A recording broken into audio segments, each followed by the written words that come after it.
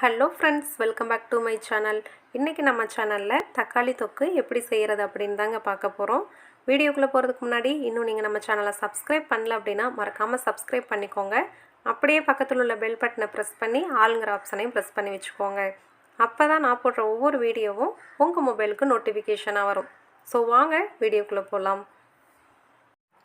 ஒரு பேனில் 4லேருந்து 5 table spoon நல்லெண்ணெய் சேர்த்துக்கலாங்க. எண்ணெய் சூடானதும் 1/2 ஸ்பூன் கடுகு, 1/2 ஸ்பூன் உளுத்தம்பருப்பு ரெண்டையும் சேர்த்துக்கலாம். இப்போ பாருங்கள், கடுகு பொரிஞ்சு உளுத்தம்பருப்பும் நல்லா செவந்து வந்துருச்சுங்க. இந்த ஸ்டேஜில் 2 கொத்து கருவேப்பிலை சேர்த்துக்கலாங்க. அடுத்ததாக 2 மீடியம் சைஸ் பெரிய வெங்காயத்தை சின்ன சின்னதாக கட் பண்ணி வச்சுருக்கேன். அதை சேர்த்துட்டு நல்லா வதக்கிக்கலாங்க. தக்காளி தொக்குக்கு வெங்காயம் நல்லா வதங்கி வரணுங்க. அடுத்ததாக 4 பல்லு பூண்டை சின்ன சின்னதாக கட் பண்ணி வச்சுருக்கேன். அதை சேர்த்துட்டு நல்லா வதக்கிக்கலாங்க. பாருங்கள், வெங்காயம் இந்த அளவுக்கு நல்லா வதங்கி வந்ததுக்கு அப்புறமா தக்காளியை சேர்த்துக்கலாம். நான் 5 தக்காளியை இந்த மாதிரி கட் பண்ணி வச்சுருக்கேங்க. இதை சேர்த்துட்டு நல்லா வதக்கிக்கலாம். தக்காளி தொக்குக்கு தக்காளி நல்லா பழுத்த தக்காளியாகவும் அதே சமயம் புளிப்பில்லாத தக்காளியாகவும் நல்லா பார்த்துட்டு எடுத்துக்கோங்க. இப்போ தக்காளி நல்லா வதங்கி வரட்டுங்க. அடுத்ததாக தேவையான அளவு உப்பு சேர்த்துக்கலாங்க. உப்பு அதிக அளவில் சேர்க்கக்கூடாதுங்க. தக்காளி இப்போ பார்க்குறதுக்கு அதிகமாக இருக்கும். தக்காளி நல்லா வதங்கி வந்ததுக்கப்புறம் ரொம்பவே குறைவாக போயிடுங்க. அதனால் உப்பு பார்த்துட்டு கொஞ்சமாக சேர்த்துக்கோங்க. இப்போ தக்காளி நல்லா வதங்கட்டும். நம்ம மூடி போட்டு மூடி வச்சிடலாங்க.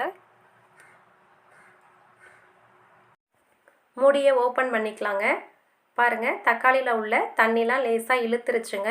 அதே சமயம் தக்காளியும் ஓரளவு நல்லாவே வெந்து வந்துருச்சு. இந்த ஸ்டேஜில் நம்ம தக்காளிக்கு தேவையான மசாலா எல்லாமே சேர்த்துக்கலாங்க. 2 பிஞ்ச் பெருங்காயத்தூள், 1/2 ஸ்பூன் மஞ்சத்தூள். அடுத்ததாக நம்ம வீட்டில் குழம்புக்கெல்லாம் மிளகாத்தூள் சேர்ப்போம் இல்லை, அது 1 ஸ்பூன் சேர்த்துக்கலாங்க. அடுத்ததாக கலருக்காக காஷ்மீரி மிளகாத்தூள் 1/2 ஸ்பூன் சேர்த்துக்கலாம். இது ஆப்ஷனல் தான், தேவைப்பட்டால் சேர்த்துக்கோங்க, வேணான்னா ஸ்கிப் பண்ணிக்கோங்க. எல்லாத்தையும் சேர்த்துட்டு நல்லா மிக்ஸ் பண்ணிக்கலாங்க. கொஞ்சமாக தண்ணி சேர்த்துக்கலாங்க. தண்ணி சேர்த்துட்டு நல்லா மிக்ஸ் பண்ணிக்கோங்க. தக்காளி தொக்குக்கு தக்காளி நல்லா குழைவாக வெந்து வரணுங்க. அது வரைக்கும் நல்லா வேகட்டும். இப்போ மூடி போட்டு மூடி வச்சிடலாங்க.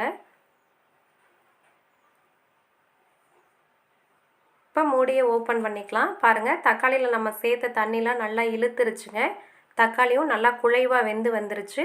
பாருங்கள், லைட்டாக எண்ணெயும் பிரிஞ்சு அங்கங்கே வருது பாருங்கள். இந்த ஸ்டேஜில் நம்ம நல்லா ஒரு டைம் மிக்ஸ் பண்ணிவிட்டு ஸ்டவ் ஆஃப் பண்ணிக்கலாங்க. அவ்வளோதாங்க, ரொம்பவே சிம்பிளாக தக்காளி தொக்கு ரெடி ஆயிருச்சுங்க.